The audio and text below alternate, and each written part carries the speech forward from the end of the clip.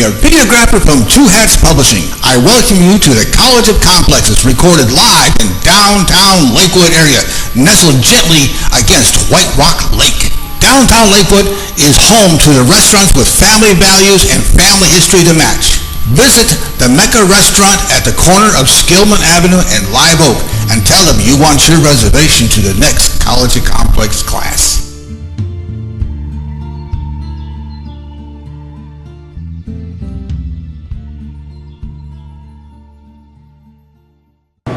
Well, welcome to the College of Complexes. This is our 201st meeting we've had since January of 2009. February 2009 we started this. We've been meeting every week ever since. This actually started in Chicago in 1951 for the purpose of solving all the world's problems. They're still working at it. And we put a speaker on every week, a different subject. We require our speakers to take a position on an issue, express a point of view. They have to be for or against something, we don't care what it is. We give an hour to make a presentation. If anybody interrupts the speaker, we remind the interrupters to listen one fool at a time. That's one of our rules. And then we have questions and answers, not speeches. And then we have remarks, rebuttals. Everybody in the audience gets 5 minutes at this podium to respond to what the speaker said that wants to. And then our speaker gets to comment and close the meeting. That's how it works. But before we put our speakers on, we have any announcements. Now's the time for announcements. So if there's any announcements, let me know. Anybody have any announcements? Here's an announcement. You have an announcement.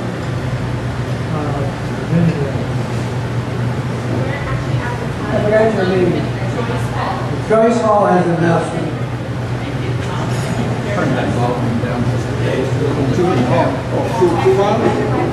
Is anybody here like Martin Sheen? Where are you sitting? Right there. Martin Sheen, the movie star. Yeah, sure. Okay. Wanted you to know, oops, there's a book sitting next to my husband's.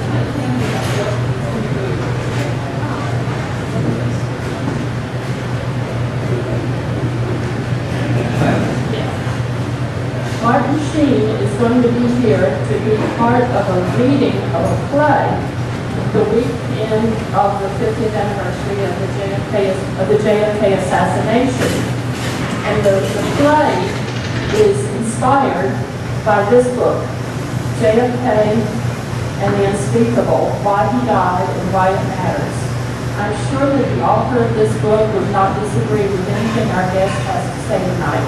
It's just written in a very different vein.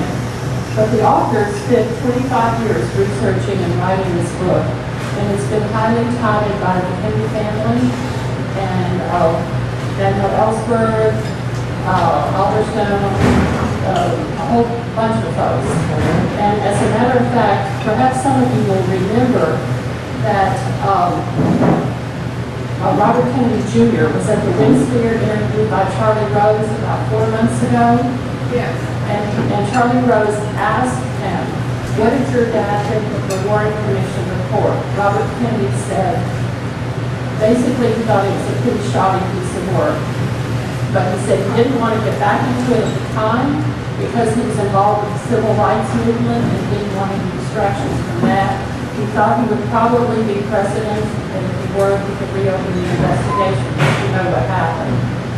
And so then Robert Kennedy Jr. followed up in the next sentence by saying, if you want to read an excellent, well-researched and written book, read JFK and the Unspeakable by James W. Douglas. Maybe some of you who watch MSNBC saw Alec Baldwin last night, the very first program. And Alec Baldwin, late night with Alec Baldwin, right up to the Rachel Maddow show on Fridays. He'll be on every Friday night at 9 o'clock our time. MSNBC. And anyway, I just found out yesterday, I was speaking to the author of this book. They are bringing this author to New York to be interviewed on film by Alec Baldwin. And they're going that interview, which will last for a full half hour, on the Alec Baldwin show the night of the 22nd, the actual night of the assassination. So this author is very, very well respected, And when Martin Sheen found out that there had been a play written inspired by this book, he offered to come to Dallas to be one of the readers. And that's going to take place the night before, on November 21st, at the Unity Church of Dallas on Forest Lane. I have information on it. I'll pass it out. The tickets are only $15.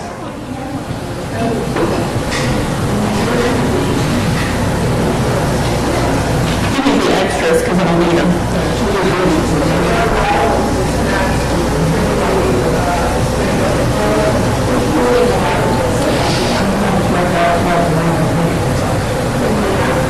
He said that, and he doesn't want any group doing anything publicly in Dallas that disagrees with the Warren Commission report. So anyway, it should be the title of this play is Noah's Ark. The reason the playwright chose that title is because that was the code phrase used by Kennedy and Khrushchev in their secret communications with each other. They were communicating through Pope John the 23rd before the Cuban Missile Crisis ever came about. And that was one reason why they were able to avert that, because of that communication channel.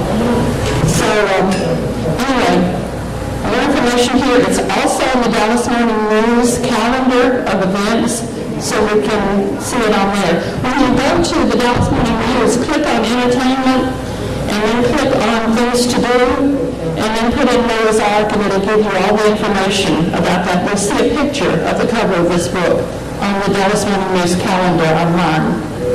And if you want to talk to me any further,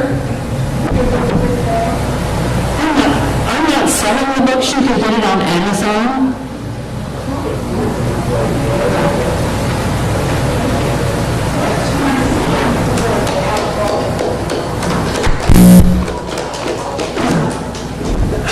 Any other announcements?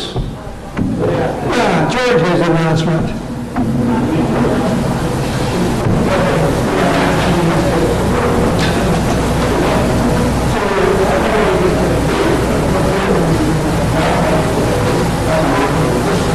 One short, sweet, non-political comment, believe it or not. Well, Jim and I have been down there bartering up the end of the table on politics and economics before we even started the meeting tonight. What else is new, right? That's what makes this group so much fun. We actually can get all kinds of positions and not be serving food at one another, right? Anyway, back in the summer, in response to requests of several people over a period of time who've come to the meetings, we bought a set of cordless earphones. For those of you who have some hearing difficulty, they're not the little teeny tiny earbuds that just stay in your ears invisibly. They're a little bit sizable, but the last several Saturdays, I think I've been told that nobody pitched in and used them. I'm not trying to shove them down anybody's throat. We went and bought a very nice, expensive pair of cordless earphones that you wouldn't be tied to a cord, and you'd be able to sit wherever you are in the room and be able to hear the speaker better. So if you want to do that and want to use them, then you need to tell one of us when you come in. Tell Tom, or tell myself, or go over to where the sound and the video is all put together, and let them know you're going to be the user tonight. We'll be more than happy to make those available to you for your convenience. It's not anything we've done for ourselves, but I just want to remind you that we do have them and they're available. And if they would be a benefit to you and listen to the speaker, then have at it. They're all yours. Thanks. And just one other thing, if you're here for the first time tonight, Tom will try to pass around a sheet of paper, and if you'd like to get our email messages that he puts out every week about the speaker of the week and the upcoming events, then please do put at least your name and your email address on there. Tom will get you into the computer system, and you will routinely get a meeting notice of what's coming up. Thank you very much. George, come on up. I didn't need the button for you. I was headed to the mic. Thank you,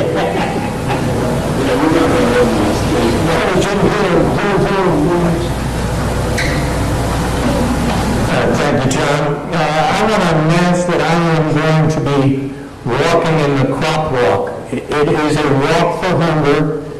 It will be mid-November, and actually there's 2,000 communities that participate in this particular thing throughout the country.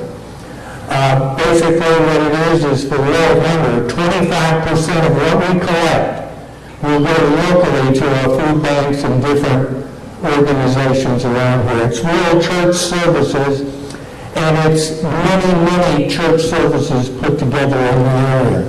And it's temple, church, etc., etc. So it's well worth it, and it's a 10K walk. And why do we have a 10K walk? Because in a lot of the undeveloped countries, especially in Africa, these people have to walk 10K to get water, to get different type of things, and so that's what we're going to do. And over the last 20 years, they've raised over $294 million for world hunger, and we're going to do our little part. So I do have, if you want to contribute, I would appreciate it, and like I said, some have already done it here, and I do appreciate them too. Thank you very much. Now, one more thing very political. I'd like to announce that we are going to have an action at Joe McCarthy's, Senator Ted Cruz's office,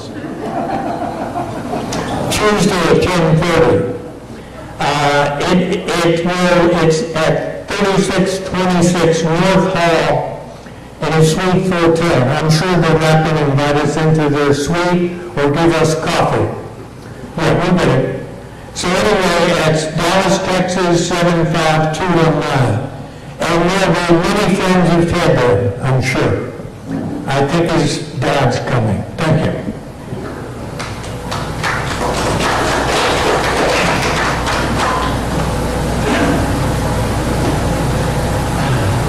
Any other announcements? Is that it? I can't believe it. We're through with announcements. All right. Well, next week, just for what it's worth, you have most of the itineraries in front of you. If you don't have them, there's some more in the back there. The Affordable Care Act, Obamacare, is here to stay. That's the subject. And I don't want to read all this to you or put you to sleep. But anyway, that's next week. So we'll look it over, and we'll be here next week, because it should be interesting. Our speaker tonight is Jim Gatewood. He's a Dallas historian, laureate, founder of the Dallas County Association Review Board, October 10th, 2003, and for Dallas,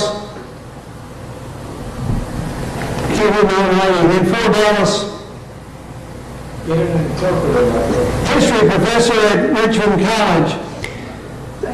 He has, for the last 11 years, held symposiums where people were encouraged to brief their stories, observations, and experiences should the day and the events that followed JFK's assassination. Jim will delve an account of his observation and conclusion on what he has been reported on the News Review Board, which includes 5 hit squads being set up in Miami, New Orleans, 1 in Chicago, 1 in Los Angeles, 1 in Dallas, with a photograph identifying the second gunman. Anyway, without further ado, I please for the very, very warm welcome to Jim Gatewood.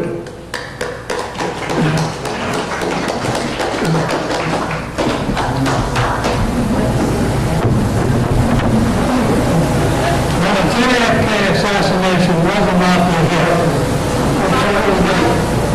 JFK assassination was a Mafia hit. Those of you that stayed for the meeting will know that was ordered, who ordered it, who the second member was, and they'll be glad to answer any questions from the floor. information you need for your database.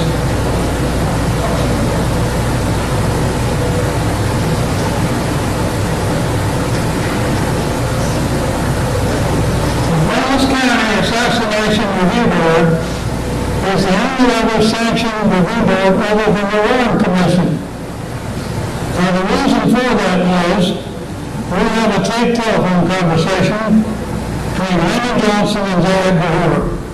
In this taped telephone conversation, which was 2 days after the assassination, and Hoover had dispatched 80 FBI agents to Dallas.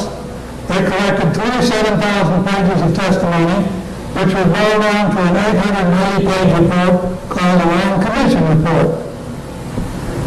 Now, Lyndon Johnson was quite explicit in this telephone conversation. He's explaining to J. Edgar Hoover that he wants him to move with dispatch, that he has already quashed a senatorial investigating committee and a Texas investigating committee. He wanted no competition, he wanted to cut across, and I like to refer to the Warren Commission as Lyndon Johnson's alter ego.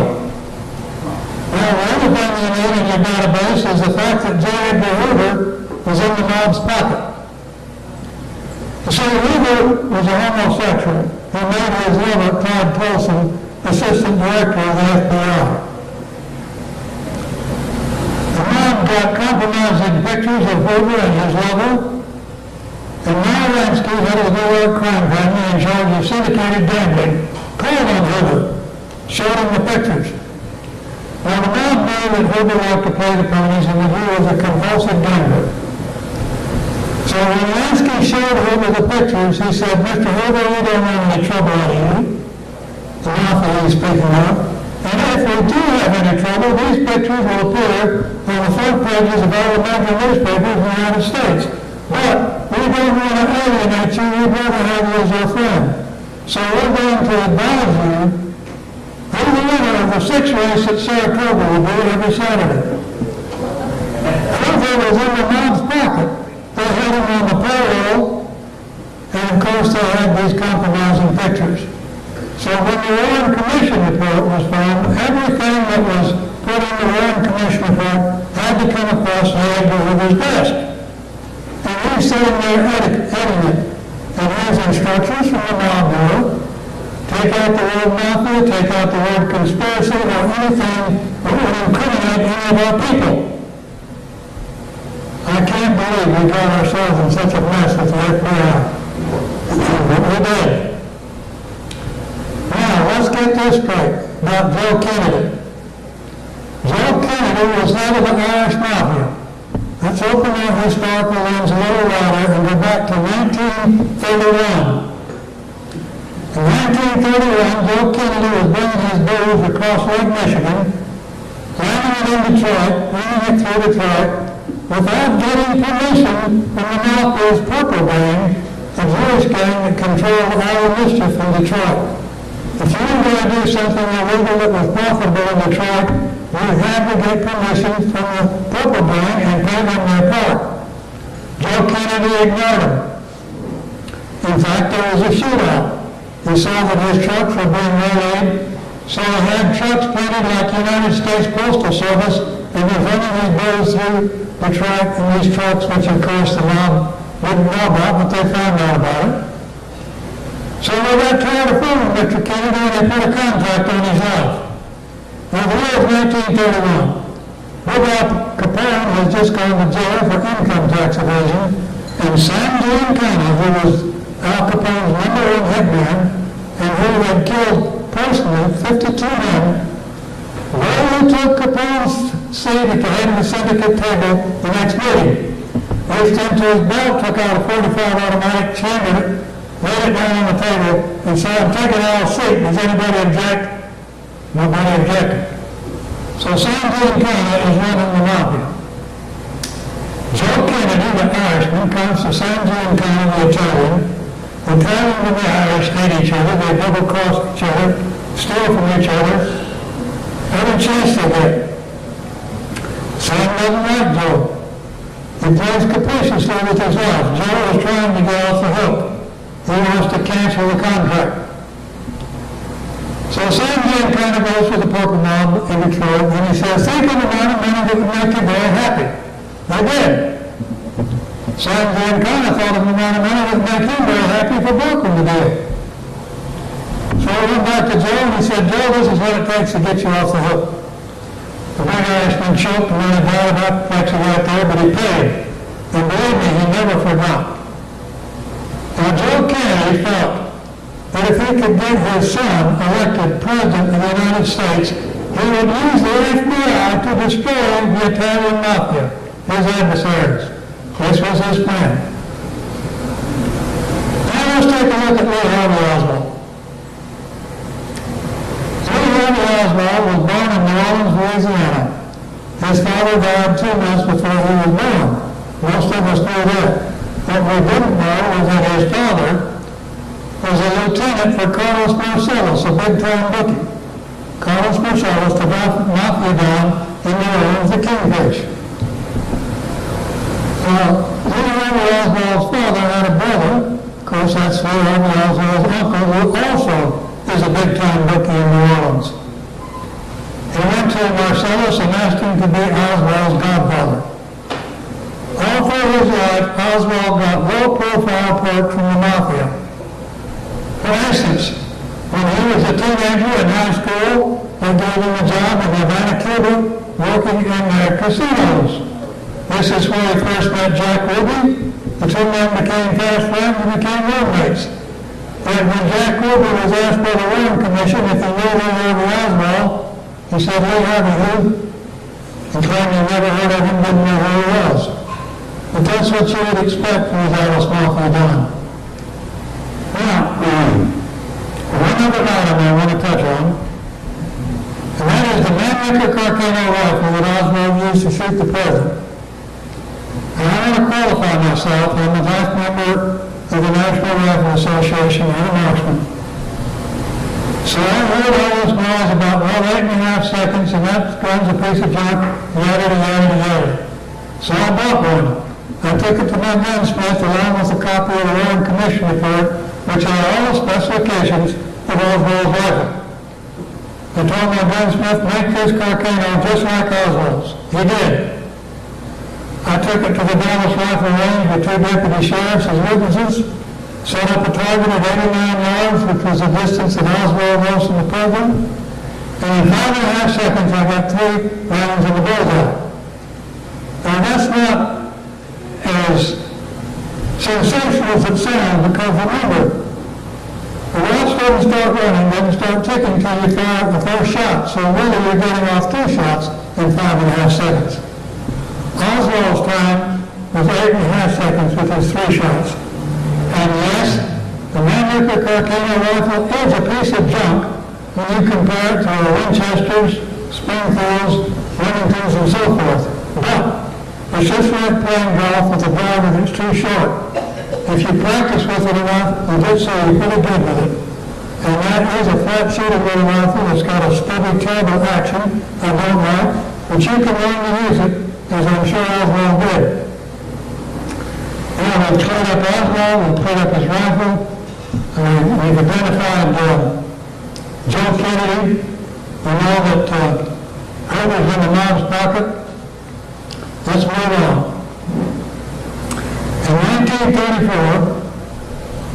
our Mafia don here in Dallas was standing in front of a symposium in Chicago at which Mafia dons from all major cities were telling Sam Giancana, head of the Mafia, what the opportunities were in their town.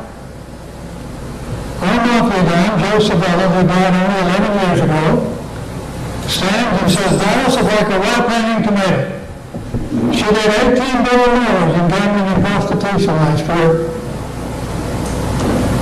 But now is not a good time to move on Dallas, because Benny Bentley is boss. He's smart and he's tough and he's got 2 killers on his payroll. And I want to tell you just a little bit about these 2 killers that Joe Sabella's talking about. In 1932, Ralph Stewart was governor of the state of Texas. His political opponent was Marion Mount Ferguson. Their campaign slogan was 2 governors for the price of 1. Now her husband, Jim Ferguson, had been impeached. When he was governor of the state, he took the state's money and put it in his bank in Temple, Texas, and spent it. As a result of this, the Texas Rangers investigated him, and he was impeached. So the mayor of North Ferguson ran for governor, and their campaign slogan was 2 governors for the price of 1. That was just like rubbing salt into the Texas Rangers' eyes. So they all 4 men campaigned against her. But she was elected. And on January 13, 1933, the day that she was inaugurated, she fired all 34 Texas Rangers that afternoon.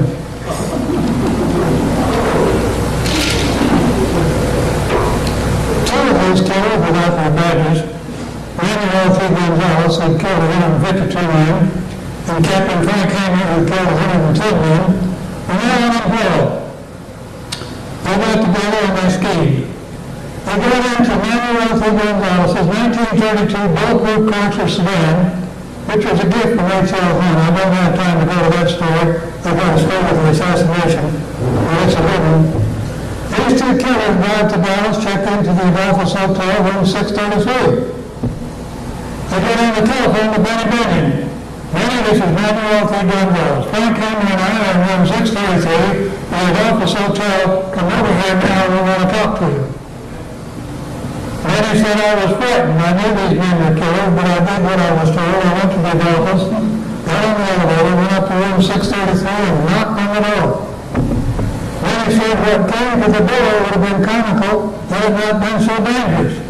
Manuel T. Gonzalez is not a big man. He's only 5'7", weighs 160 pounds. He has nothing on but a bathrobe. But he's got 2 6-shooters strapped on the bathrobe, and he's barefooted. He opens the door and says, "Come in, kid." Benny steps by him. Benny said, as I stepped by him, Gonzalez turned up the collar on that bathrobe and said, "I've been killing people with the state of Texas for the last 12 years, and now I've got to show for it just wearing a little bathrobe." The whole time there were pension plans in those days, and he'd just been fired. Frank Hamer, a large man, well over 6 foot tall, well over 200 pounds, lumbers across the room and pushes Benny Benyon back down into a chair. Says, "Sit down, punk." Benny's hand starts for a .38 Colt automatic. Look how he's still making his move here as the simultaneous clicking, and he's looking into the muzzles of those deadly revolvers. Holding those revolvers only inches from Benny's face, Gonzalez said, "Benny, the reason we called you up here tonight is because we're going in business with you here in Dallas. We're going to be your new partners, and it's going to be a 90-10 split." Benny said, "Go ahead and shoot your blink of the big pistols. I'm not paying anybody 90% of my business just because I point loaded guns at me." Gonzalez twirls the pistols, puts them back in the holster, laughs, and says, "No, Benny, you did it all wrong. You're keeping the long end, we're taking the short end." Benny saw the humor in this. The 3 men finished off a bottle of Scotch whiskey and became fast friends. Now, Manuel T. Gonzalez worked for Benny Benyon for the next 4 years, until the politicians down in Austin are sitting around their table pondering, who can we get to run the newly formed Texas Department of Public Safety? Somebody said, "Let's get that Texas Ranger up there in Dallas for Gonzalez. He's got quite a reputation." So Manuel T. Gonzalez left the Benyon gang to go to Austin to run the newly formed Texas Department of Public Safety. Now, Frank Hamer worked for Benny Benyon. Captain Hamer worked for him for the next 11 years, but he did take a leave of absence for 6 weeks in 1934, long enough to help the Dallas County Sheriff's Department track down and ambush Bonnie and Clyde down here in Gatewood, Louisiana. Now, this is what Joe Sabella means when he was telling Sam Giancana, the Mafia chieftain, now is not a good time to move on Dallas. Benny Benyon is boss. He's paying the mayor boss $60,000 a year, each city councilman $20,000 a year. He's got the sheriff and the chief of police in his pocket. He controls Dallas. So Giancana did not move on Dallas. In 1946, Benny Benyon got a call from Meyer Lansky. He went to head of the New York crime family in charge of syndicated gambling. Lansky is telling Benyon in the telephone conversation we've just come out of a meeting with a young senator from Tennessee, Estes Kefauver, who's got presidential aspirations. He has asked the Mafia for our support financially and with our influence to get on the Democratic ticket to run for president of the United States. And he was a stand-up guy who told us right up front that one of the planks of his platform was going to be an inquisition into organized crime and gambling. Because at that time in our history, this is when a man could get his home, his house, on one roll of the dice or one turn of the cards. Men were losing their homes, they were committing suicide, the local level from gambling was unreal, and the preachers were ranting about it from the pulpit. So the Mafia dealt with the senator. They said, Senator, if you will find us one state in the United States where we can legally ply our trade, we will back you financially and with our influence to get on the Democratic ticket for president of the United States. Senator did his homework. He found out that the state of Nevada was licensed for gambling. He saw to it that that license was grandfathered. The Mafia did back him. And those of you that remember your history, remember that Keith Albert got on the ticket with Adlai Stevenson, but they ran against Dwight Eisenhower. And of course they got wiped out like the snow in the rain. Now we have to fast forward to 1959.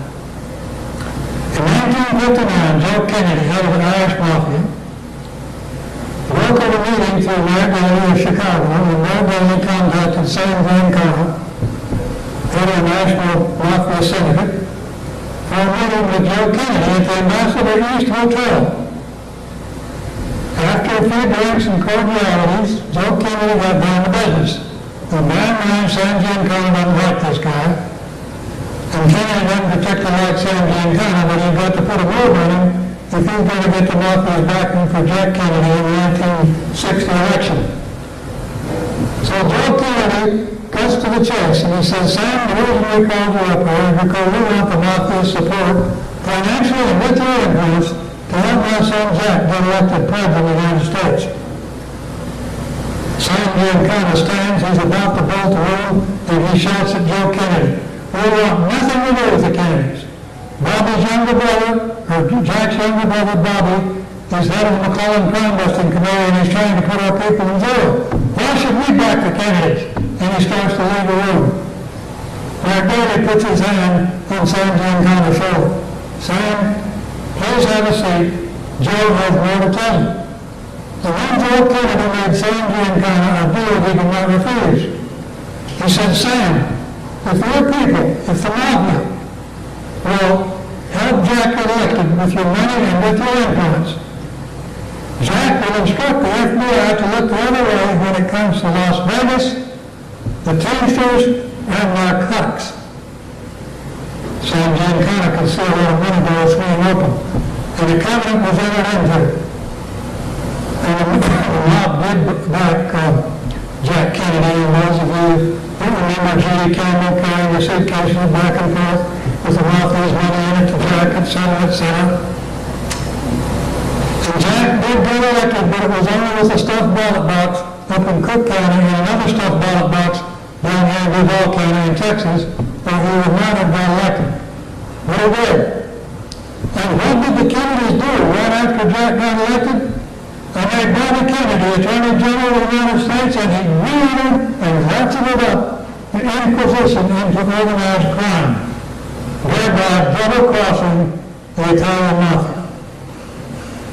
Now, Mafia dons all over the nation are screaming at Sam Giancana, you have got to do something about Bobby Kennedy, he's trying to put me in jail. Sam Giancana flies to Washington and confronts Jack. Jack says, not to worry. This is just political window dressing. We're not really going to put anybody in jail. Sam Giancana doesn't believe him, but he got the answer. He goes back, and that's the word he puts out.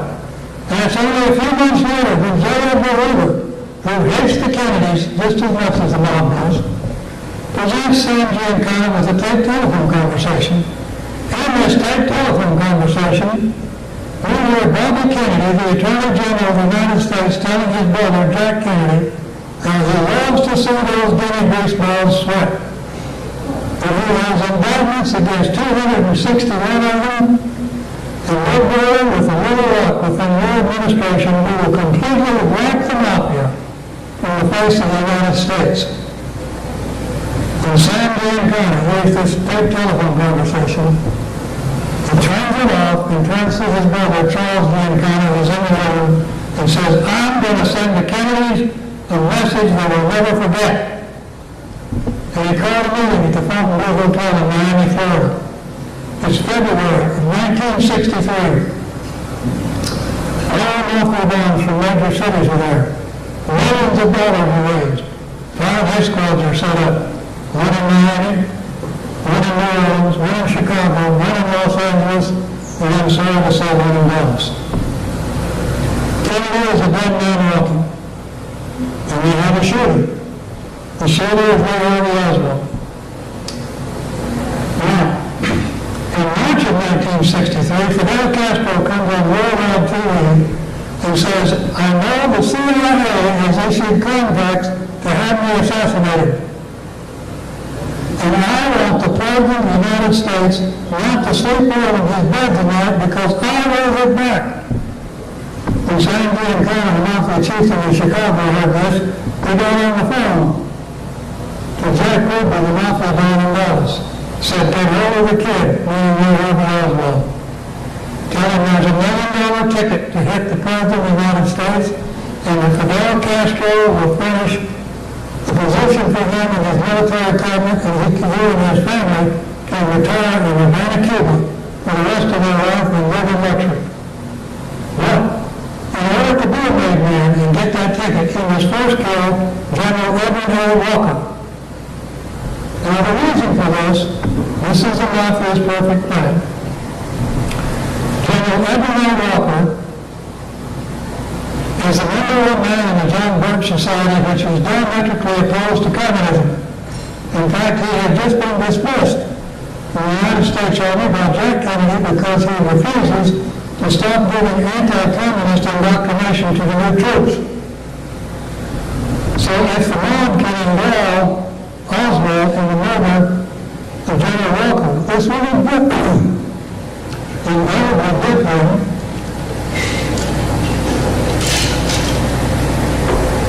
as a rabid communist. Now the plan goes on a little further.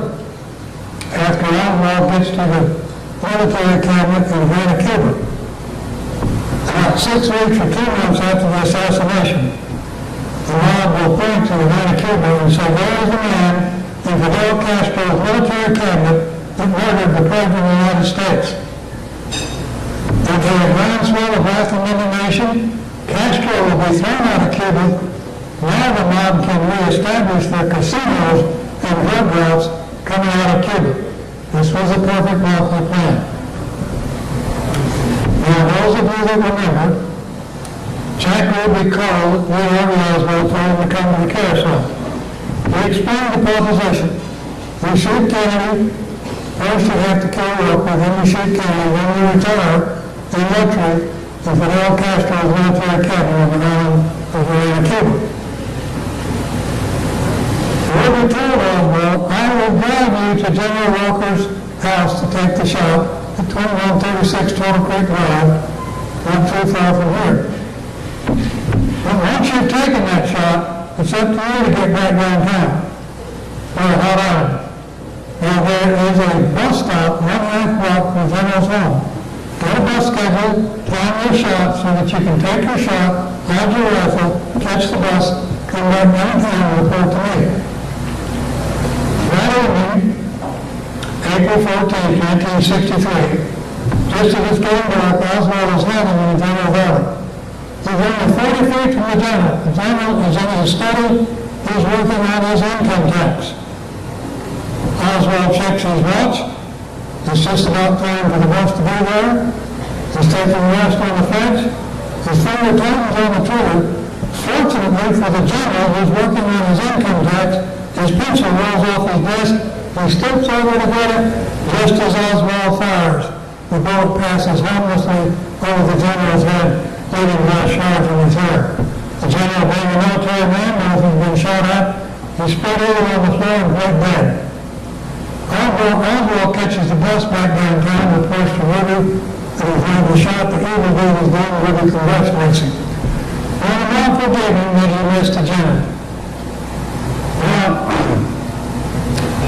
we go to the school book depository now on the 6th floor. 6th floor of the school book depository, November 22nd, 1963, right at 12:30. Over in that corner of the school book depository, there is a wall of school book curtains. You can't see what's behind there.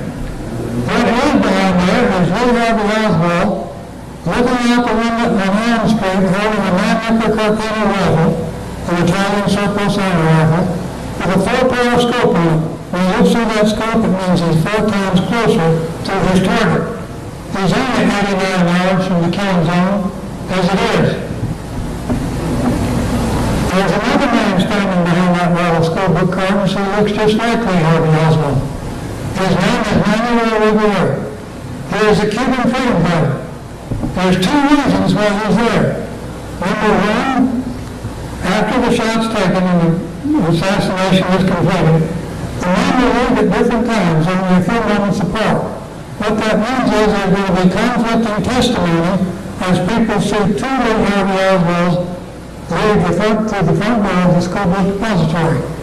Then there'll be a sighting on Allen Ackard, there'll be another sighting at a different Allen Pacific, some other street. Conflicting testimony.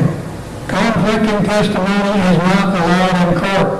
Manuel Rivera is there to aid Oswald in his escape, but he has a second job. His second job is that of a spotter. You see, he's looking out the window down on Houston Street. Because down on Houston Street, at the intersection of Houston and Maine, there is another Cuban freedom fighter with a black umbrella. He's looking up Main Street, watching for the motorcade. When he sees the motorcade, he raises and lowers the black umbrella once. Manuel Rivera, the spotter, says ready on the left. Oswald, the shooter, flips the safety off the 9-nickel Carcano rifle and says ready on the right. The motorcade proceeds down Main Street, takes a right-hand turn on the Houston. When the second limousine with the purple in it passes the Cuban freedom fighter with the black umbrella, he raises and lowers it twice. Manuel Rivera, the spotter, says mark the second car. Lee Harvey Oswald, the shooter, says the target is in the second car. The motorcade slows to less than 8 miles an hour and takes a left-hand through into Elm Street and comes into the killing zone. Oswald fires the first shot, hitting the president high in the back, exiting his throat, making a small exit wound. A lot of controversy here about this small exit wound. Let me explain this. The bullet is a full metal military bullet, full metal jacket. It does not expand. This bullet passes on through the president. He's holding his throat. Then here, the driver of the limousine looks over his shoulder and sees the president holding his throat. His foot touches the brake. You can see the brake light come on and split it from. The motorcade is practically stationary when Oswald takes his second shot, but let me finish the trajectory of the first shot, because a lot of time has been spent on this, and this is what happened. Remember Oliver Stone's film JFK, in which Kevin Costner is explaining the gyrations necessary for a magic bullet to pass through both men. And Oliver Stone, taken into consideration, and having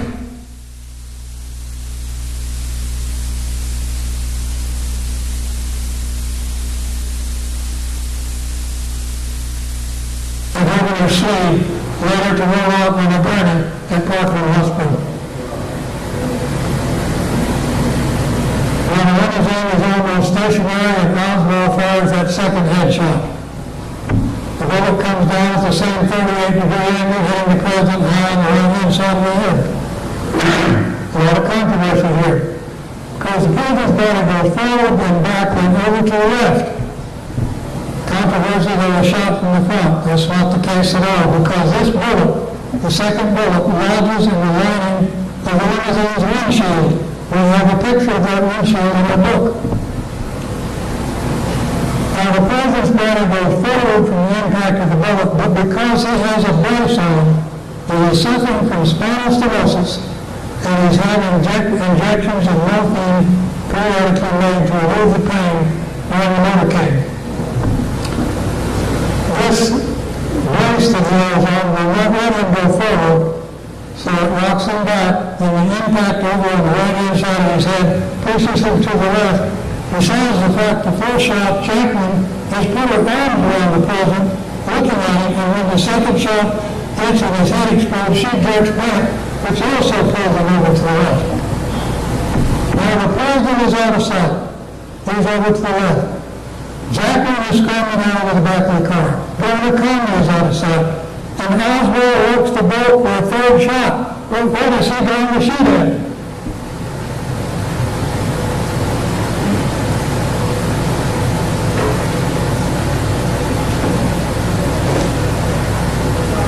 Oswald is going to kill Jacqueline Kennedy, who is screaming out over the back of the limousine. Unfortunately for Jacqueline Kennedy, there is a second gunman. This is his picture. His name is Harry Rutherford. He is the Dallas County Deputy Sheriff. He was put on top of the county records building only 63 yards from the scorebook depository to protect the motorcade and the President of the United States. This man is the best shot in the Dallas County Sheriff's Department. He is almost directly behind Oswald and he can't get him any sights. If he could have seen so much as Oswald thumb at 63 yards, he would have cut it off. All he can see is just a tip of Oswald's rifle extending out the window, and he does the only thing he can do, which is to fire at the rifle.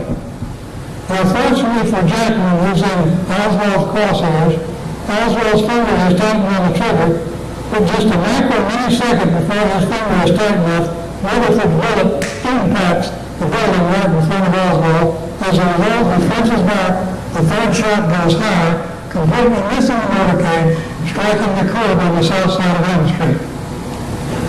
Jack Gage, a bystander there, they flew him to Washington so he could tell the Warren Commission, I heard a splat, the curb next to me, piece of concrete cut my cheek, and I heard the bullet ricochet on into the steel girders of the triple underpass.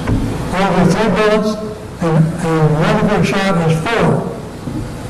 There was an article that I copied and put in the book that came out of Reader's Digest, where a forensic audio machine had just been developed to restore old records, and they used it to play the recording that was made of the sounds of the assassination.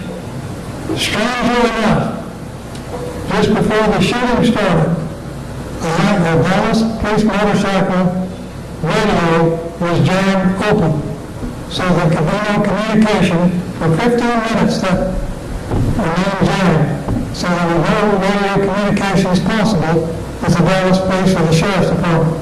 But it did record all the sounds of the assassination, and they were able to separate and determine there were 4 shots, and the third shot was almost simultaneously one right on top of the other. But that is scientific forensic audio confirmation of Officer Rutherford's shot. Now Oswald, realizing that his location had been determined by an anti-sniper team, puts the rifle down, pulls both curtains over, starts down the stairs. He gets to the second floor, he hears footsteps coming up, he ducks into a break room, he goes to a coke machine, he's putting money in the coke machine. Now this testimony is in the Warren Commission report. Officer Marion Baker with the Dallas Police Department comes in, his revolver is drawn, he points it at Oswald, says, hey, you come here. Officer Baker said Oswald turned and looked at me, he was cool as a cucumber, he looked me right in the eye and he didn't say a word. Officer Baker asked, does he work here? He's speaking to Marion Truly, the building superintendent behind him. Marion Truly says, yes, he does. The 2 men ran upstairs. Oswald goes downstairs and waits right inside the front door of the school book repository. Now, what he's waiting for, there is a man on the grassy knoll behind the picket fence with a handful of firecrackers. He's waiting for the 4th limousine to come by, because the 4th limousine has got Lyndon Johnson, the vice president in it. When Lyndon Johnson's limousine is in with the grassy knoll, the man drops the ignited firecrackers over. Everybody turns and looks at the firecrackers, and looked at the limousine. My God, they're going to kill the Oswald. But two, Oswald walks right out the front door and turns east on Elm Street. Because only 7 miles away, right out Central Expressway with no stoplights between him and the Highland Park Airport, where a twin-engine Packer Apache airplane is running with a flight plan filed for Havana, Cuba. The pilot, David Ferrari, a non-Mafia pilot, 1 passenger, Lee Harvey Oswald. Now, bear in mind, in the book I give you where we got the information. Everything is documented and corroborated. This is not a theory. This is what happened. Now, Oswald was supposed to be picked up by a nice Rambler station wagon driven by 3 Cuban freedom fighters. But he missed his ride, so he went to Plan B. Incidentally, meanwhile, over there, the Oswald lookalike was picked up by that nice Rambler station wagon. We have that station wagon impounded in Austin, Texas, as I speak. Oswald went to Plan B. Plan B was Oswald with the initial ride.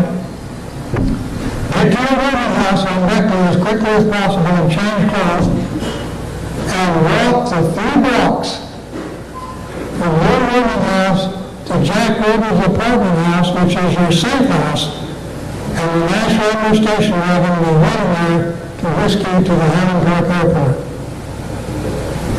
Now you remember that Oswald was intercepted by Officer J.D. Tippett at Patton and 10th Street, which is only 2 blocks from Ruby's apartment. There were 7 eyewitnesses who saw Lee Harvey Oswald murder Officer Tippett. They later identified him in police roundup downtown Dallas. Captain Will Fritz, one of the best interrogators in the business, is interrogating Oswald when he gets word from the FBI that the interrogation is to be stopped. Remember, Hoover is in the mob's pocket. The interrogation was stopped. Sam Giancana, a Mafia chieftain in Chicago, is furious because if Lee Harvey Oswald talks and he's being interrogated by one of the best in the business, Captain Will Fritz, the entire Mafia empire will implode. So he screams into the phones with the Mafia down here in Dallas, Jack Ruby, you either take Oswald out or else. Now, no else on a Mafia job means they'll take 3 days to kill him. They'll have him on a meter, they'll use cattle prods, bow torches, and pliers, and they'll last for 3 days. Jack Ruby's roommate said that when Jack got that car after he hung up and was very nervous, he went in the bathroom and threw up.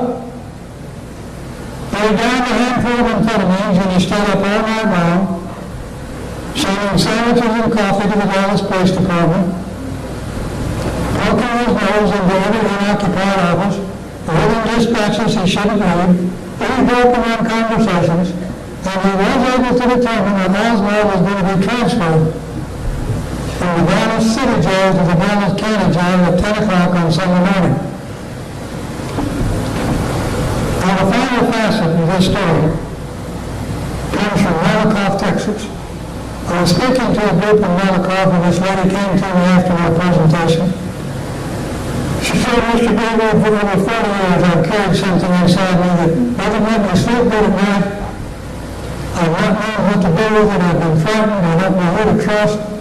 But I realized after listening to you that the Dallas County Assassination Review Board is where I should be brief because this is vital information. She said, I was the apartment house manager where Jack Ruby lived. That Sunday morning when Jack Ruby murdered Lee Harvey Oswald right there on national TV, my family and I were sitting having breakfast. So I was horrified. I jumped up and I said, we are leaving immediately before the police and the newspaper people come by because anyone who has any information about the assassination is getting killed. It's dangerous. Throw whatever you need into the car, we're leaving immediately. So they started scrambling for clothes and overnight facilities. And her son and her brother-in-law, of course her husband, were the people getting into the car. They didn't make it. The big black limousine pulls up in front of the apartment house. 2 men dressed in black wearing black fedoras come up. They show Secret Service identification and ask to see Jack Ruby's room. Anna Smith, that's the apartment house manager's name, her picture is in the book. Anna Smith took the two men to Jack Ruby's apartment. She said, I was so nervous I could hardly get the door unlocked, but I did get it unlocked and was surprised because when I opened the door, there were two huge German Shepherd dogs in there, snarling and snapping and barking. So the Secret Service men knifed the dogs and got them out into the yard and started searching Jack's apartment. They found money in the chandelier. They ran to his bedroom, they came out with two large suitcases, they put them in the van and opened them up, and they were full of packages of $100 bills. They showed me a warrant and told me to leave. She said, I rushed back to the car, and as I was closing the door, Alice Fraser, the assistant apartment house manager, came up to say goodbye. I told Alice, I said, Alice, when the police and the newspaper people get here, don't even acknowledge that Jack Ruby lives here. It's dangerous. Alice Fraser did not heed the warning. She debriefed.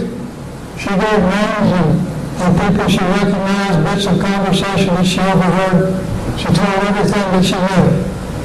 The next morning, they found her dead behind her apartment house. Her throat had been cut. The two newspaper men that she debriefed to, one was found dead in his apartment house, gunshot wound to the head. The other was found dead in his apartment house. Somebody had broken his neck with a karate chop. There are 26 names in the back of the book, as published by Time magazine. Alice Fraser's name in there, and the two newspaper names in there. People who wrote or had information about the assassination were killed, murdered. 6 of them were FBI agents. Now, if there's any doubt in your mind, let me summarize by saying, the murder of President Kennedy in the streets of Dallas was nothing more or less than the termination of gang warfare, the Italian Mafia versus the Irish Mafia. It's simply gang warfare that terminated right here in the streets of Dallas. It's just that simple. And really speaking, the ghost of Lee Harvey Oswald and all these other facets, let's cut right to the chase. That's what happened. When I've got these books here, I give you the source of every bit of information that I've revealed to you. One thing I need to tell you, quite a bit of our information came from the Mafia side of the table. On July 19, 1975, Sam Giancana was murdered the night before he was going to testify to a senatorial crime investigating committee that the CIA was taking a 10% skim on all Mafia drug money brought into the United States. His brother Charles Giancana was furious and wrote as a CIA head. He also knew if he said anything, he'd get wrapped. So he didn't. And in 1998, he was diagnosed as having terminal cancer, and he sang like a canary. That's where all the information comes from. We have it in writing. And as I say, the books are here, they're $30 each. I'll be glad to sign them for you, the originals of the first edition. I'll sit down there, and if you have any questions, I'll be glad to try to answer them.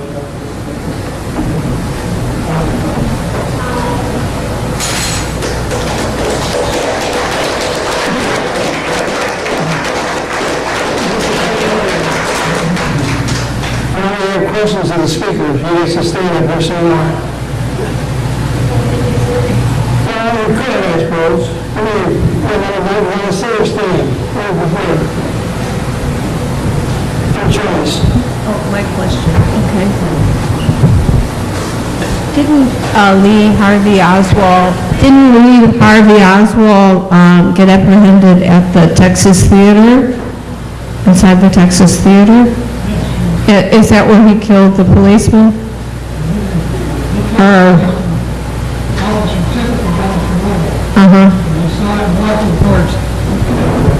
Officer Tippett was the one that he killed. Tippett was on patrol in Oak Cliff and he saw Oswald walking towards Jack Ruby's apartment and stopped him and he got shot. No beating.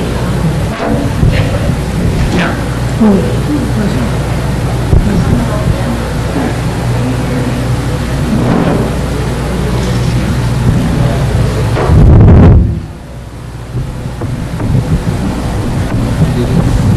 Did you say Oswald and Jack Ruby were roommates? Yes, sir. Which street was this on, and which year was this? Okay, this would be in 1950 in Havana, Cuba, when the mob was still in control of their casinos. Oh, in Cuba, not in Dallas, right? Oswald got a job working in the casinos in the 70s. This is where I first met Jack Ruby. Two men became fast friends and became roommates. Okay, thank you, thank you. Do you know where, you said Oswald was on his way to the safe house where Ruby lived. Do you know where that street is? Because I was under the impression at the time of the assassination, Ruby lived down there at the corner of Ewing, right there at 35. Now it's a... That's correct, that's where it is now. Okay. And Oswald was intercepted at the intersection of 10th and Patton Street, which is only 2 blocks away from there. Okay.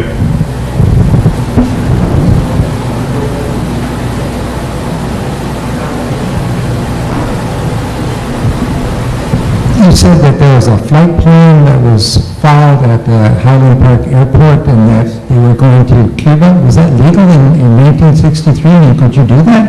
Well, I got that information from the airport manager's son. And he said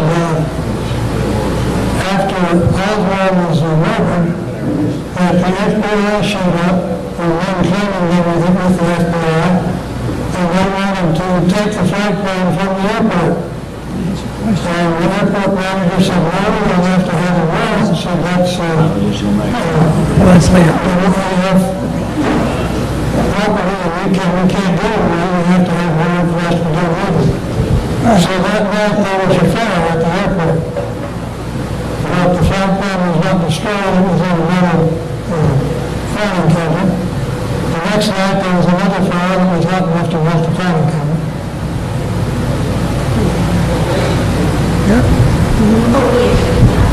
The Dallas Morning News ran an article, I think it was this week, one of the strippers from the carousel. Did you read that? About what a sweet, wonderful guy Jack Ruby was. I was told to read that, but I was told that's Tammy True. Tammy Truth, correct. I thought it was odd that Oswald and Ruby both lived in Oak Cliff. That was, the other thing that kind of struck my mind. That was all.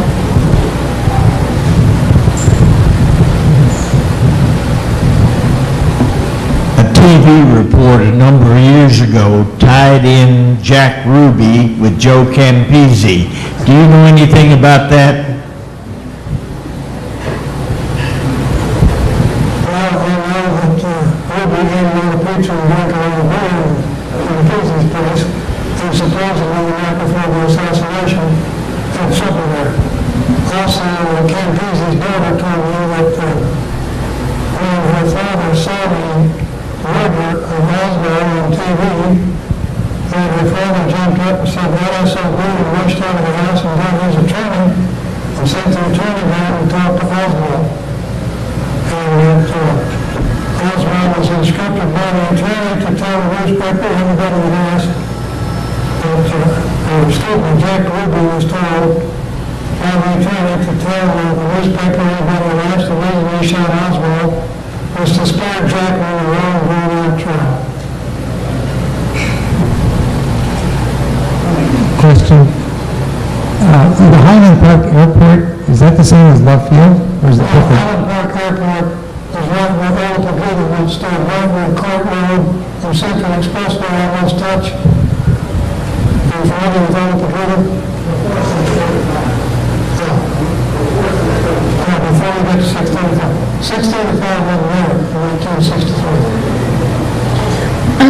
I just have a kind of a question. If Jack Ruby really was the Don in Dallas, why did he decide to take the hit on Oswald himself instead of getting one of his other hitmen to do it? Thanks for the question. I would like to go further from that. Further? Okay. Can you hear me?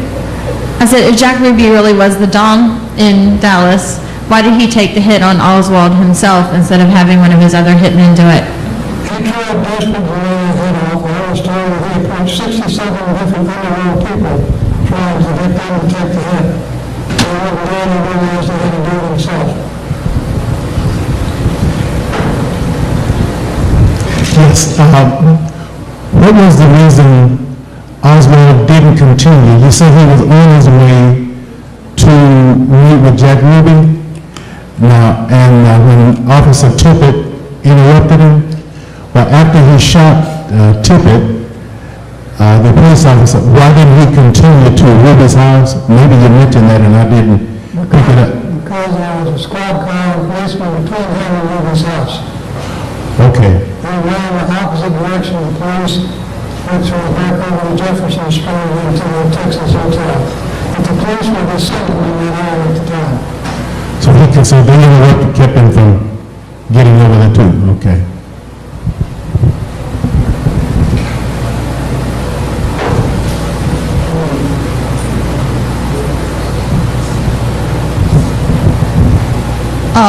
I'd like to add one more thing about the flight out of Dallas. According to Jim Douglas in this book, and there's been another book, a whole book written on it called Flight from Dallas. Oh, I'm sorry. Maybe during the rebuttal I could tell the story. I was just telling you this is time for questions, not speeches.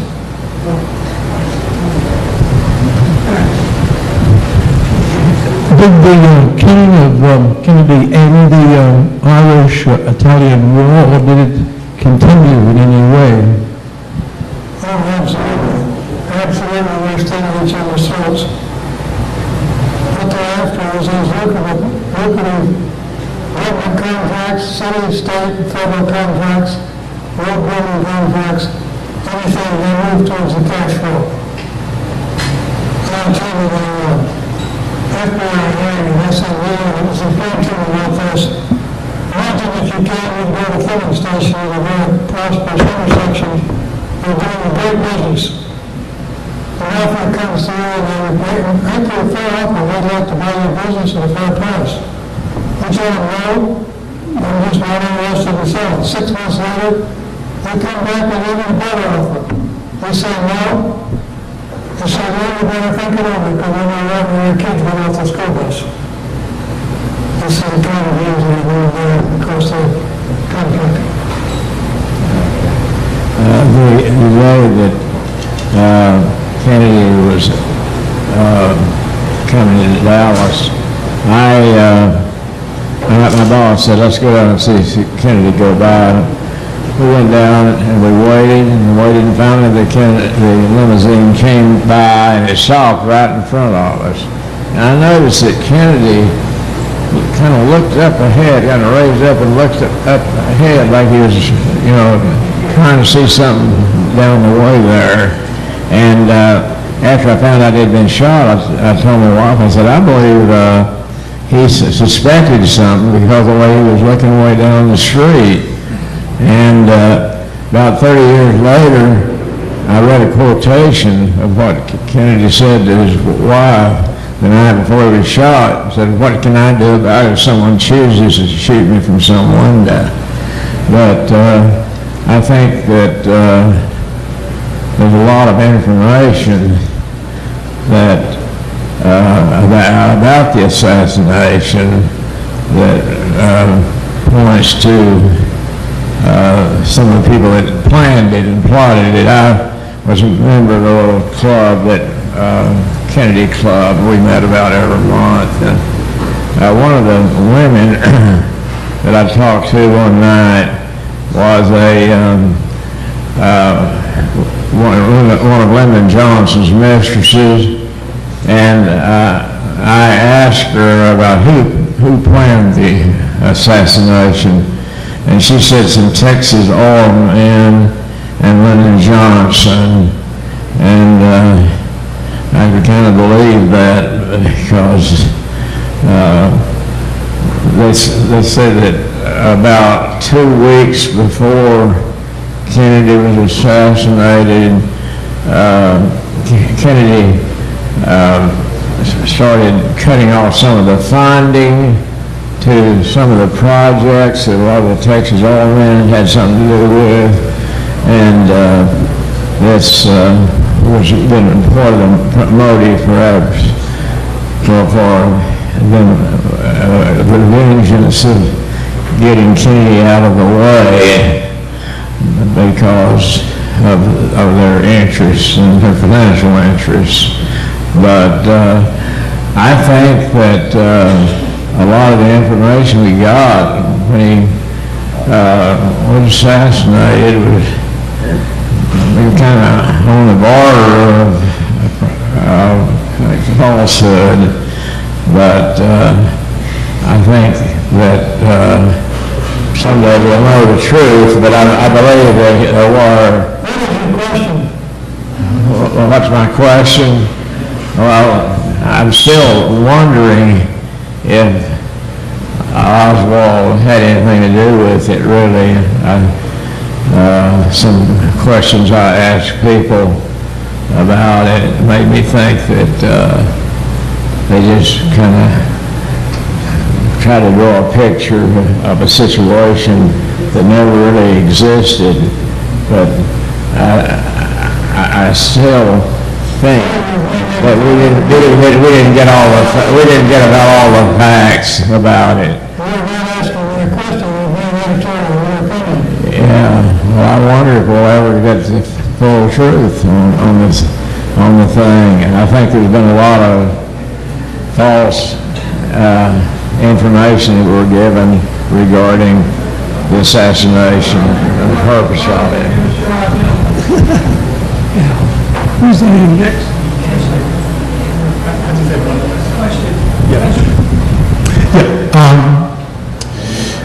A few weeks ago, we listened to a presentation from someone presenting information about the Federal Reserve Board, and the individual said that Kennedy was printing U.S. Treasury notes as opposed to Federal Reserve notes, and there may have been some angst or anger toward him over that.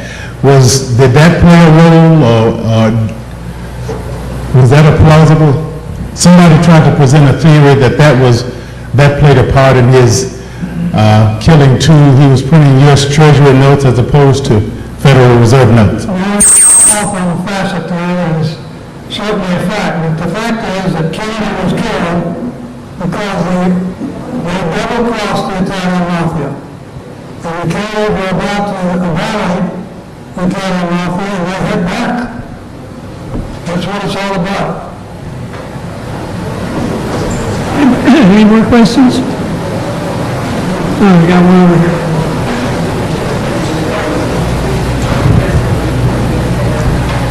I'd like to say that for years I have thought that this conspiracy theory was ill-founded, but I have changed my mind tonight. And my question is, did you say these books are available right now and I can get a signed copy? In which case, is that the case? Where do I get it? Any other questions? All right, here we go. Yes, Speaker, you quoted a lot of conversations that took place between Kennedy and the Mafia.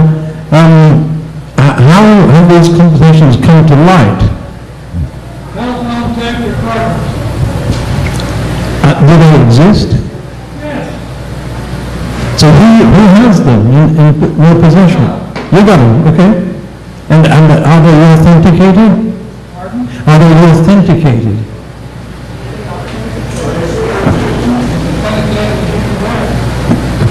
Well, look, I mean, you can fake anything in this world, especially telephone conversation.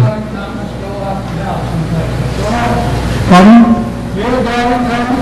No, I'm not doubting Thomas. I'm saying you're a historian. Now, look, if you present evidence, then you must authenticate things. You can't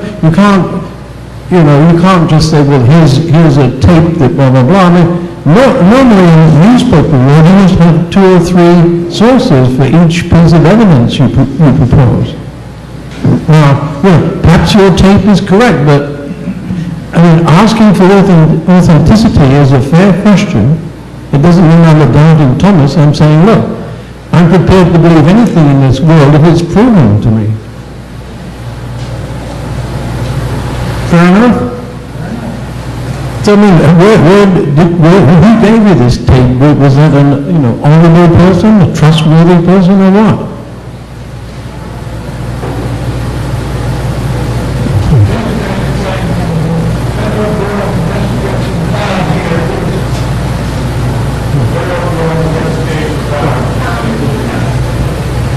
He said they came from the Federal Bureau of Investigation files.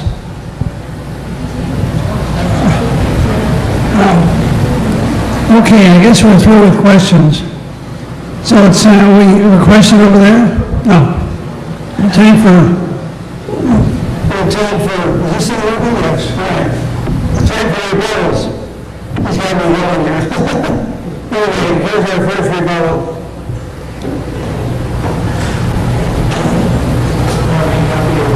We have 5 minutes. Well,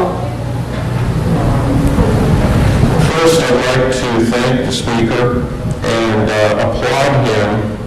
Anyone who has done research on the Kennedy assassination, who has done interviews, has collected data, has done yeoman's work, and really deserves our applause on that.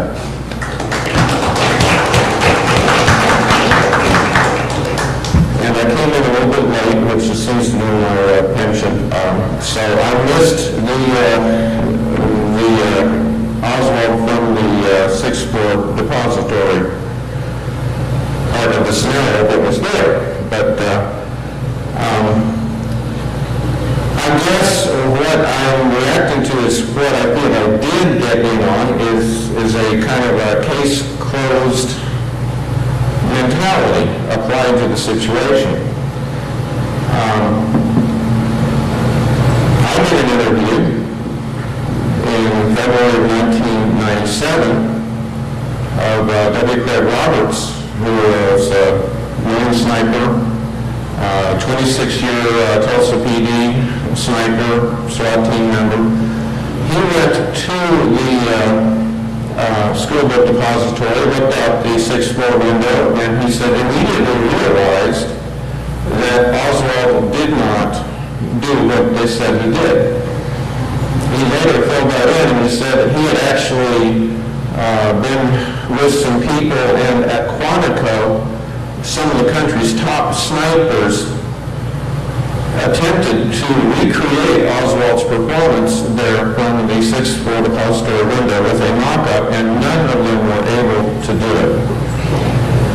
And one hardcore person was saying, well, I guess he might have just had a lucky shot. I don't know what to say about that. Of course, I would have to leave that as a possibility. But then how do we deal with the case of E. Howard Hunt coming out in a deathbed confession and basically saying he managed being hit on JFK for the CIA? And that's a deathbed confession as far as court proceedings and so forth. That's recognized very highly as credible. E. Howard Hunt was one of the hobos, I think, that was filmed, taken into custody, released. We have a lot of things about the JFK assassination. Yes, a lot of people were killed. Were all those people, all the journalists, everyone involved, all those FBI agents, all those people were killed by the mob? I'm just posing a rhetorical question. It seems when you look at something like the Kennedy assassination, what you really have to look at and examine in that case and in other cases like it, not necessarily even who did the job, but who managed the cover-up. And I put it to you that is likely more significant. That tells more about what was done there. If you're just trying to take someone out, if the mob had the issue with Kennedy, you can slip something in a drink. There's all kinds of different things you could do. Why would you do a public assassination? it gets to a level where you have to see, I mean, I'm just going to give you my work analysis at the moment. I'd say that the money moguls of the time were behind the assassination. You could say the mob was too. There are all kinds of different groups who had in for JFK for various and sundry reasons. Trying to limit it to just that scenario, I don't think that really works for me.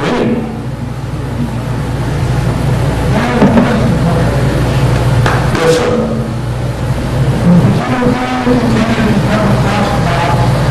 Absolutely. He said, would you agree that the Kennedys double-crossed the mob? And I said, absolutely. So the man has that point. As I say, I applaud him for his research. I'm not happy with the scope.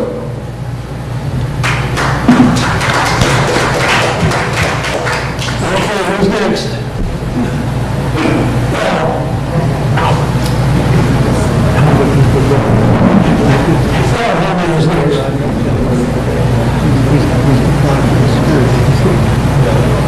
It's all hurt.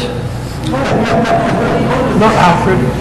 Thank you very much for your presentation, and obviously your research has been really quite well done.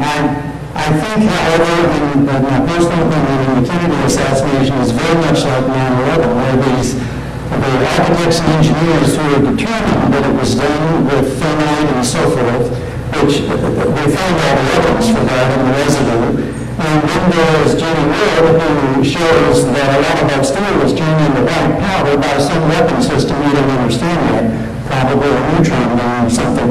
They fight each other on that. I think personally they're both correct. And I think anyone interested in that subject ought to look into it. Now, as far as the Kennedy assassination, years ago in the 70s, Geraldo Rivera had a program called Good Night America. And he announced that he was going to have a 2-evening show in which there would be an analysis of the Kennedy assassination. And the one was a theater film.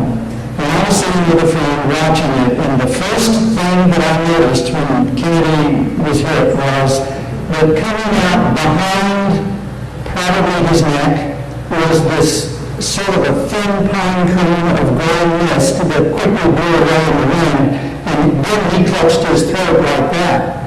That mist was on a track going slightly upwards.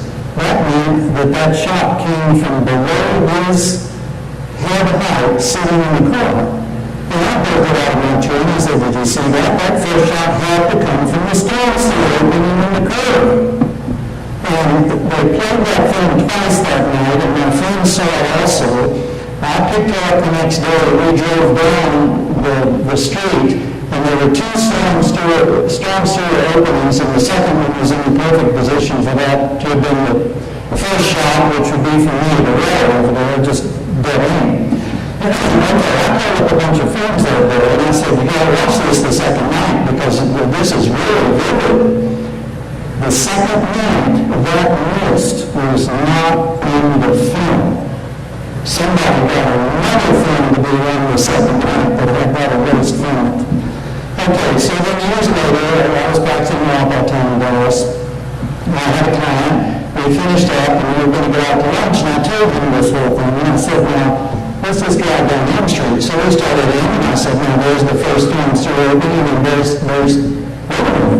the second one has been removed. And so later I got right down there, and where that second one was, they had done it so well that it looks like old concrete. And over where the manhole cover was, there's now a street lamp.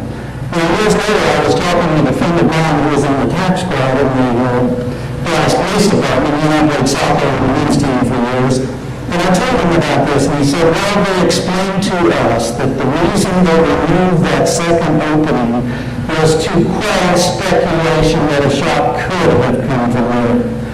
That to me is told the last city of Dallas is up to its ears too in the cover-up. Now, as far as different possibilities of who was involved, Kennedy in May of 1963, as I understand, I think at the college, made an announcement that he had uncovered a plot to to enslave the entire population of the United States, and he was going to abolish the Federal Reserve. That's when he had these treasury notes printed, because he was going to get rid of the Federal Reserve. Listen, folks, if you have not read The Creature from Jekyll Island, you're walking around in the days. In any event, that right there would have been enough to get him assassinated. And listen, there's a couple coming back again of the laureates to talk about their being on the ground in Libya when they had the war, and that was done by the CIA paying the Al-Qaeda army of 250,000 people and arming them to invade the country, because Gaddafi was trying to get all the African countries in his region together with him on a gold-backed currency, which would have been the end of the fiat money of the World Bank and International Monetary Fund, of which the Federal Reserve is a part. So that's a great possibility, in my opinion, of what's going on there. As far as the Mafia, in World War II, the USS, the predecessor of the Mafia, when we landed in Sicily, they needed an organized resistance against Mussolini. So who did they ally with? The Sicilian Mafia. They've been like that ever since. Don't deny that in your mind, just because you don't want to believe it. Research it. There are so many possibilities. I'm not trying to deny anything you said tonight. I think that was an excellent presentation, and probably well down the line, but I think also there's a great possibility that there was a whole lot more behind it. Kennedy had called back the air cover for the Bay of Pigs invasion of Cuba. Well, that was a CIA invasion, and the Mafia wanted their casinos back in Cuba. When Castro came in, the first thing he did was run the Mafia out of his country.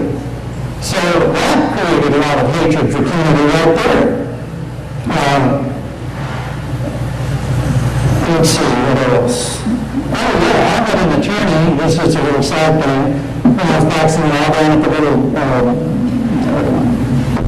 lunchroom at the courthouse, and we were talking, and he had a personal friend who was one of the doctors treating Ruby when he was in the hospital and died of cancer. And he said Ruby died of cancer in exactly the way that animals would die of cancer when it's injected in their veins. A lot more of the story.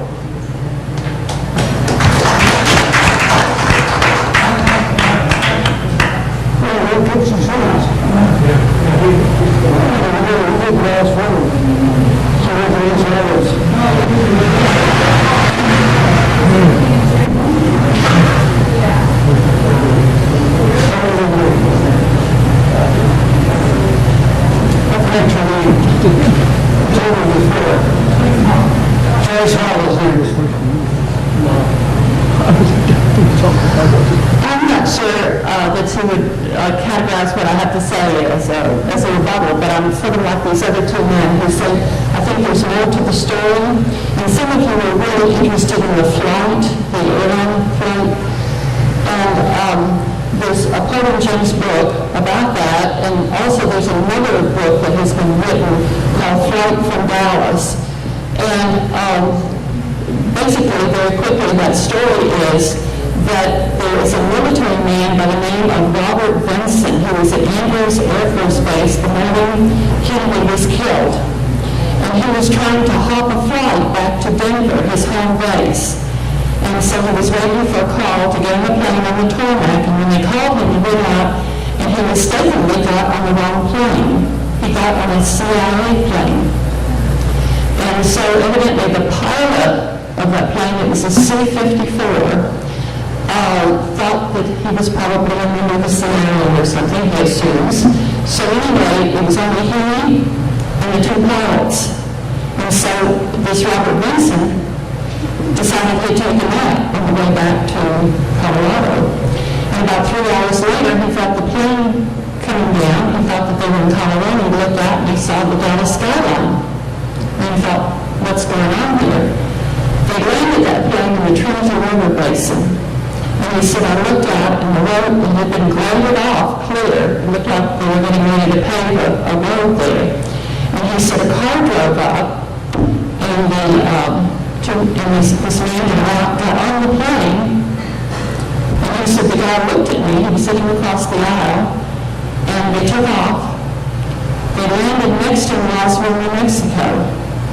And the two pilots and this third man got off the plane. One of the pilots turned around and said, "You got to get off the plane, all flights are grounded, the president's been killed." They went into the terminal, those three men went through a door.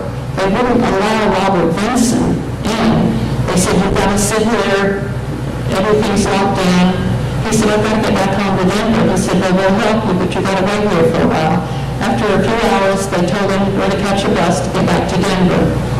So he told his wife what had happened to him. That weekend, they watched all the news on TV.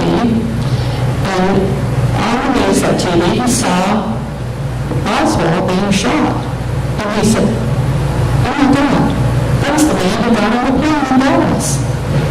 So anyway, he and his wife discussed it and decided that, he probably shouldn't say anything about it. And especially after the FBI started talking to his neighbors and got really scared. So for 25 or 30 years, he never said anything. And then there was a law passed that he found out about that anybody who had any information on the Kennedy assassination and didn't tell about it, that you could go to prison. So we went to an attorney and said, "What do I do about this?" He said, "Well, we got to tell some, we've got to tell some, whoever, federal officers or whatever." And he did. And Jim Douglas, the author of this book, said, "I interviewed this man at length." He said, "I have a 2-hour videotape." He said, "He's very mild-mannered, very low-key. He never wanted to come forward with this." But anyway, that's the story. And I think it shows a little, and the attorney of this Robert Vinson wrote the book and documented this whole thing, and showing that it was a CIA plane, which shows more connection with the CIA in this story. And that's another thing that I thought was particularly interesting. Jim said that he checked out with several pilots who had flown the C-54, and I have the footage between the two bridges in the Trinity River Basin, and he said the pilot said it was very easy to have landed and taken off that plane in that area. So, by the way, after that play I told you guys about, there will be a Q&A with Jim Douglas, the author of the book, Jimmy Cunningham, the playwright, and with Martin Sheen. So it should be another great evening. Thank you.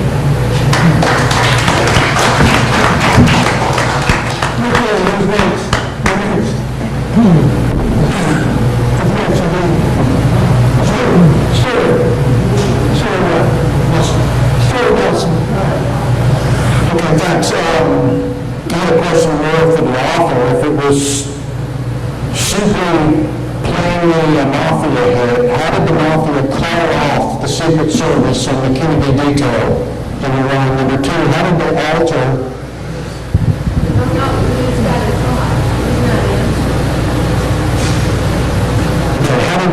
the autopsy? Why was the bullet in perfectly pristine shape next to Kennedy's body just laying there? How did the Mafia pull that off? Are you talking about the bullet that rolled out of the gun Governor Conley's sleeve? Right. No, right next to Kennedy's body. There was a... No bullet next to Kennedy. Yes, there was. No. Yeah, it was in the report. I've got a picture of the second bullet that was fired. The second bullet that was fired, there's a picture of it lodged in the windshield, lying in the windshield of the convertible. That's the second bullet. The first bullet was in Governor Conley's sleeve and then out of the gun. The third bullet that Oswald fired hit the curb on the south side of Elm Street beside Jack Teed, who testified to Warren Commission. And what bullet are you talking about? Talking about the bullet that was laying next to Kennedy. First shot, second shot, what shot? I don't know. There was a perfectly pristine bullet laying next to Kennedy. Where did your information? Just laying there. How did the Mafia do that? Where did the information come from? The Warren Commission report. They got it sealed in a little container and showing it. Well, that doesn't necessarily mean that it wound up there. That could be the bullet out of Kennedy's, out of Governor Conley's sleeve.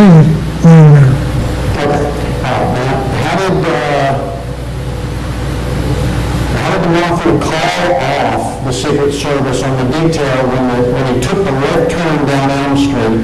You see the Secret Service agent stepping there with his little earphone thing in, and he gets called off, and he's like, what? I mean, he's left alone right there in the kill zone. Driver hits the brakes, handed them off, and he do that. Well, supposedly there was no radio communication at that time because the Dallas Police motorcycle radio is jammed on transmit. Okay, well, the Secret Service agent turns around with his hands in the air and called them off. We're going into the facet that I don't know nothing about. Okay. Okay, how did the Mafia alter the autopsy from the original report and then the autopsy that was done in Bethesda, Maryland? Who says they altered it? They would alter it. I've got a picture. Testifying doctors that examined the original had a completely different. The Kennedys ordered their own autopsy report. I have a picture of the pathologist and the book who did it and his written report. I know nothing of what you're talking about. Okay, thanks.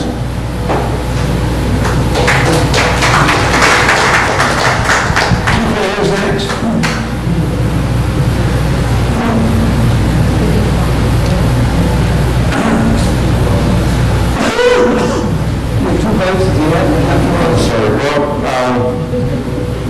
I think no one really got around to mentioning very much the party that took place the night before the assassination. The Murchison Mansion. What? At the Murchison Mansion. I actually got to know quite well one of the maids who wrote that party, and through a mutual friend. And she said a number of prominent people were there, including Richard Nixon, including J. Edgar Hoover, and one of the, Murchison was there, and just many prominent people were there. And the joke going around, the comment was that JFK was going to get his comeuppance in the morning. That they were going to play a tee-hee-hee joke on him. And everyone was having a good laugh about it. This was according to the May.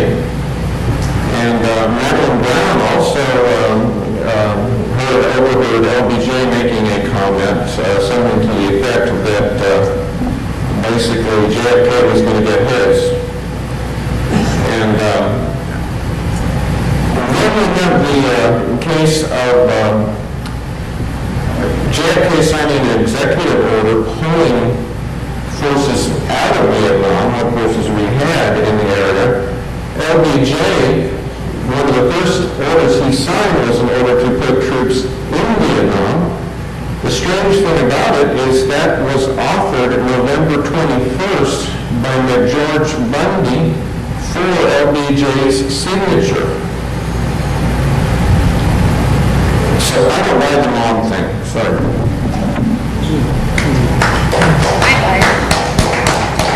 Okay, who's next?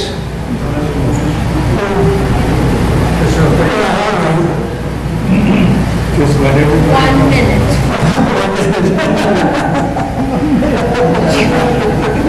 That makes it 7 minutes. Another thing that I've read is that the first executive order of LBJ, while on board the airplane still here in Dallas, right after he was sworn in by Senator T. Hughes, was to recall those Treasury notes that Kennedy had the Treasury print because he was going to get rid of the Federal Reserve. That was good.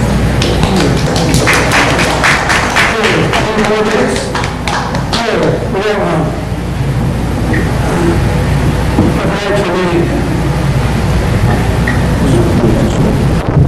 You can go around. Oh, okay. We'll see if that's... Just for people Have the people introduce themselves. Yeah, let him in.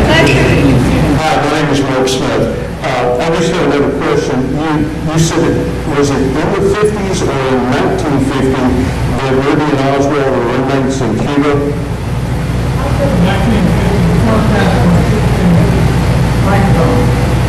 Here's your mic. Oswald would have only been like 11 years old. Well, it was when he was in high school. You don't have to do the math. I'm just giving you the information I was given. Thank you.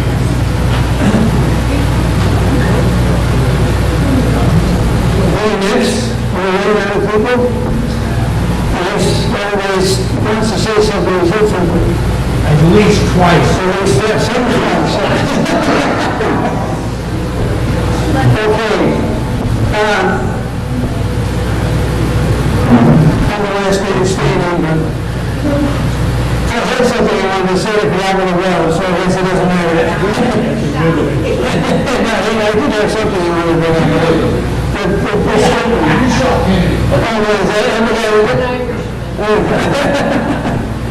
Anyway, I'm going to give this back to our speaker. I think he's going to do a terrific job. So, and the speaker then needs to comment on his comments and close this meeting. We get the last word. We'll get up here, Jim. We get the last word. We get to comment on any comment, anything you want to say. It's all yours. A couple of things I want to do. First of all, Jack Ruby died January the 3rd, 1967.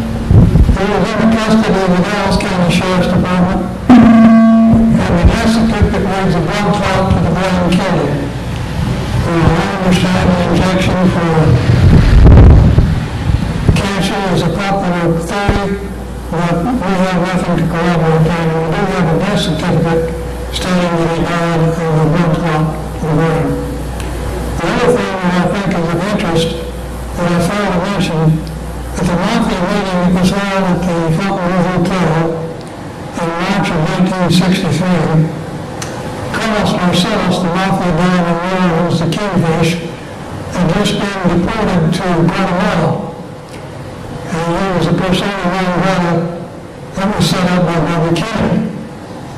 And he was back in the country illegally to attend this Mafia meeting. And the first day of the meeting, he's pounding on the podium with his shoe, saying, "I want Bobby Kennedy dead, dead, dead." Sam Giancana stands from the ranks and says, "No, Carlos, we cannot kill Bobby. Because if we kill Bobby, Jack will just hire someone of Zealand as Attorney General, and they'll turn up the heat, and our problem will be worse. But if we take out Jack, even with our friend Lyndon Johnson as president of the United States, all our problems will go away, like the snow in the rain." I'm finished.